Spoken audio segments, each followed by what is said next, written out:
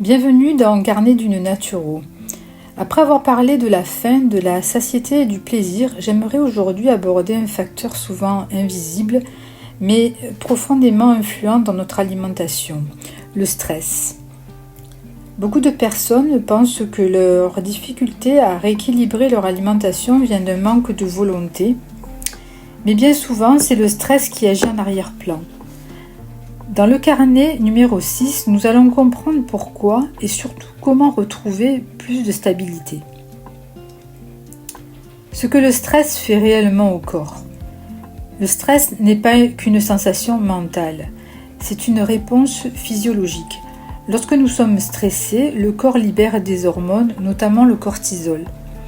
À court terme, cette réaction est utile. Elle nous aide à aider face à un danger ou à une pression. Mais lorsque le stress devient chronique, il modifie plusieurs mécanismes liés à l'alimentation.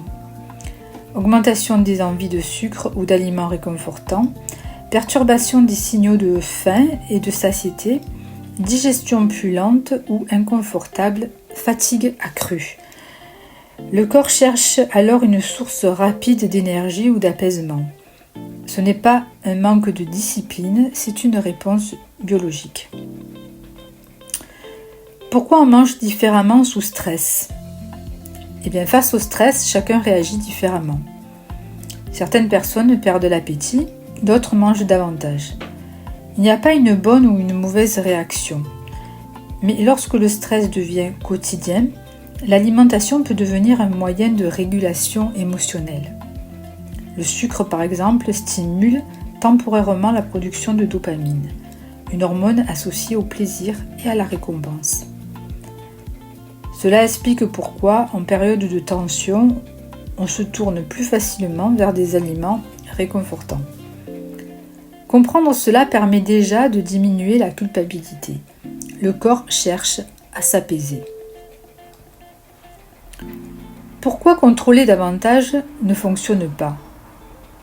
Lorsque l'on constate que l'on mange davantage sous stress, la première réaction est souvent de vouloir contrôler plus. Se fixer des règles plus strictes, supprimer certains aliments.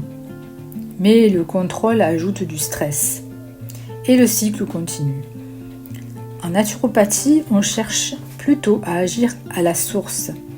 Réduire la pression globale, améliorer le sommeil, stabiliser les repas, soutenir le système nerveux. Le rééquilibrage alimentaire ne peut pas se faire dans un contexte de tension permanente. Comment apaiser l'alimentation en période de stress ? Alors voici quelques pistes simples pour commencer. Maintenir des repas réguliers pour éviter les grandes fringales. Intégrer des aliments rassasiants et riches en fibres. Prendre au moins un repas par jour sans écran. Respirer profondément avant de manger. Même une minute de respiration lente peut aider le corps à sortir du mode alerte et entrer dans un monde plus propice à la digestion. Parfois, rééquilibrer son alimentation commence par rééquilibrer son rythme de vie. Pour cette semaine, je te propose une escale très concrète. Avant un repas, prends 3 respirations profondes. Inspire lentement et expire doucement. Puis, observe ton état intérieur. Es-tu pressé, fatigué, tendu ? Cette simple conscience change déjà beaucoup. Dans le prochain carnet, nous parlerons de notre pilier essentiel, le rythme des repas et la stabilité. Merci pour cette escale partagée et à très bientôt.